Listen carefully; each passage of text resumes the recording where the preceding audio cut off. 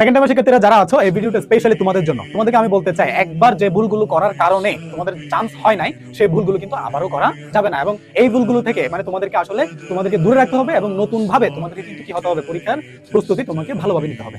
এবং তোমাকে আমি বেশ কয়েকটা পয়েন্ট আমি তোমাকে বলবো, যে ভুল তুমি হয়তো বা পূর্বে করেছিলে, এখন তোমাদের সেই ভুলগুলো করা একদমই উচিত হবে না। দেখো, প্রথম বিষয় হলো যে আমরা যখন প্রস্তুতি নেওয়ার সময় আমাদের পড়ার পাশাপাশি আমরা যেগুলো পড়েছি, যেগুলো শিখেছি, সেটাকে আমাকে কি করতে হবে, নিজেকে যাচাই করতে হবে। এবং সেই যাচাই করার জন্য এই এক্সাম দেওয়াটা খুবই গুরুত্বপূর্ণ।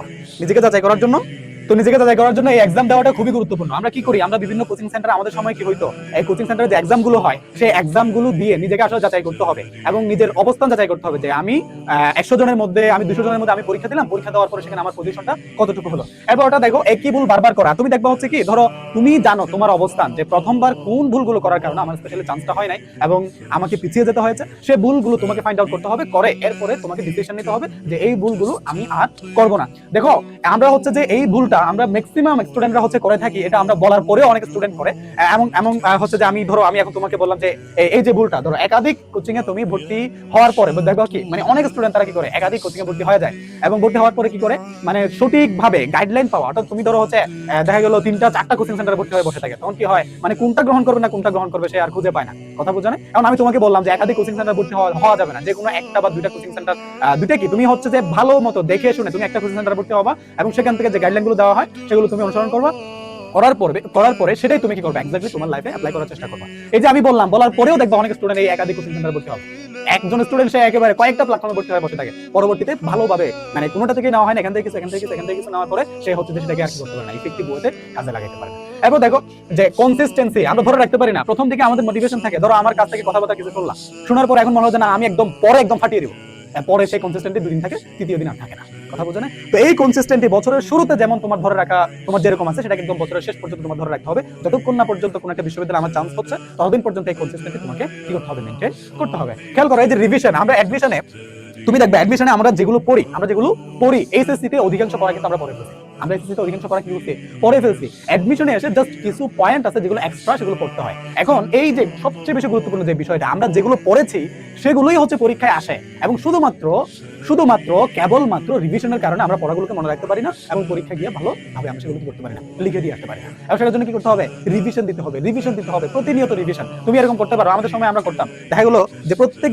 দিনের একটা নির্দিষ্ট সময় আমি কি করবো, রিভিশনের জন্য কিছু টাইম রাখবো। অর্থাৎ আমরা সারাদিন যেগুলো পড়েছি রাতের বেলা একটা রিভিশনের টাইম রাখলাম, সারাদিন যা পড়েছি তাই একটু রিভিশন দিয়ে দেবো। এবং সপ্তাহে দেখা গেলো একটা দিন রিভিশনের জন্য রাখা, পুরো সপ্তাহে যা কিছু পড়েছি সপ্তাহে আমি রিভিশন দিব, তাই না? তো রিভিশনের উপরে থাকতে হবে। তোমার একটা নির্দিষ্ট সময়কে তোমার রুটিনে রিভিশনের জন্য কি করবে, একটা নির্দিষ্ট টাইম তুমি রাখবা। এবার খেয়াল করো, এই যে আমাদের অ্যাডমিশন টাইমে আমরা বলে থাকি, মানে ছাত্র জীবনের সবচেয়ে গুরুত্বপূর্ণ সময়, ছাত্র জীবনে সবচেয়ে সেন্সিটিভ যে টাইমটা, সেটা হচ্ছে অ্যাডমিশনের এই সময়টা। এবং যে কারণে দেখা যায় অনেক স্টুডেন্ট তারা কি করে, এই যে ডিপ্রেশনে পড়ে এবং এই যে মোটিভেশনটা সে অনেকক্ষণ ধরে রাখতে পারে না। মনে হয় যে না, পরীক্ষা যখন দিচ্ছে অনেক স্টুডেন্টের অনেক পরে আমার কি হচ্ছে নামটা আসতেছে, মনে হচ্ছে না আমি পারবো না, এই ধরনের একটা ডিপ্রেশন কি হয়, তৈরি হয়। তো এটা শুধু তোমাদের একার না, প্রত্যেকেরই হয়েছে। এর আগে যারা স্টুডেন্টরা ছিল তাদের হয়েছে, তোমাদের হচ্ছে, ভবিষ্যতে যারা আসবে তাদেরও হবে। কিন্তু এটাকে পাত্তা দেওয়া যাবে না। শেষ অবধি, শেষটা দেখার জন্য তোমাকে প্রস্তুত থাকতে হবে এবং শেষ অবধি তোমাকে করতে হবে, পৌঁছে যেতে হবে।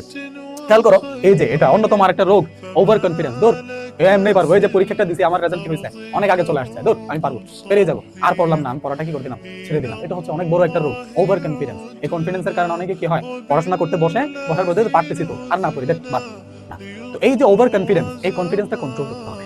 কথা বুঝতে পারছো? খেয়াল করো, সবচেয়ে বেশি আরো গুরুত্বপূর্ণ একটা পয়েন্ট, সেটা হচ্ছে যে রিটেনের প্রস্তুতি নেওয়া এবং এমসিকিউ এর দুইটার সমান প্রস্তুতি নেওয়া। তুমি দেখবা যে যেগুলো রিটেন আছে, ঢাকা বিশ্ববিদ্যালয়ের কথা চিন্তা করো, এই জায়গার মধ্যে তুমি দেখবা হচ্ছে কি, এখানে রিটেন এবং এমসিকিউ দুটার মধ্যে কিন্তু আলাদা করে পাস করতে হবে। তো তুমি এমসিকিউ এর জন্য খুব ভালোভাবে পড়লা, রিটেনের জন্য ভালোভাবে পড়লা না। তো অনেক স্টুডেন্ট কি করে, এমসিকিউ এর জন্য পুরো তোমরা যদি 4 মাস অ্যাডমিশনের টাইম পাও, 4 মাসের মধ্যে 3 মাসই পড়লা কি এমসিকিউ, বাকি 1 মাস রিটেনের জন্য রাখলা এবং সেই রিটেনটাও ভালোভাবে প্রস্তুতি নিলা না। তাহলে কিন্তু অনেকে এই জায়গায় এসে তারা কি হয়েছে, তারা পূর্ববর্তী সময়ে তারা এই যে মানে কি হয়েছে, ধরাটা খাইছে।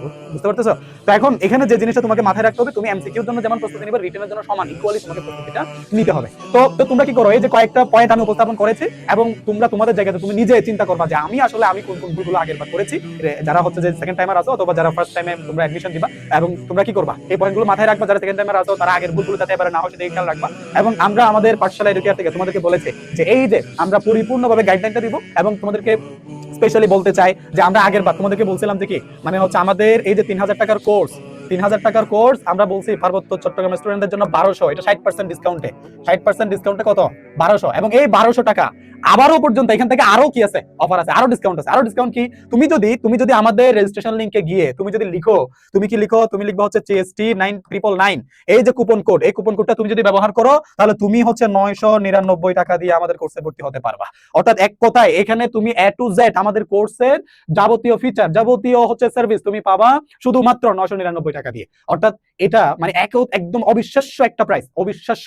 এই অবিশ্বাস্য মূল্যে তুমি যদি আমাদের এই কোর্সটা ক্রয় করতে চাও বা আমাদের এই কোর্সে ভর্তি হতে চাও, তাহলে অবশ্যই তুমি কি করো, আমাদের হচ্ছে রেজিস্ট্রেশন লিংকে গিয়ে রেজিস্ট্রেশন করে ফেলো। আসন সংখ্যা খুবই সীমিত, এবং তুমি নিজে এনরোল করো এবং তোমার বন্ধু বান্ধবকেও কি করো, ইনভাইট করো।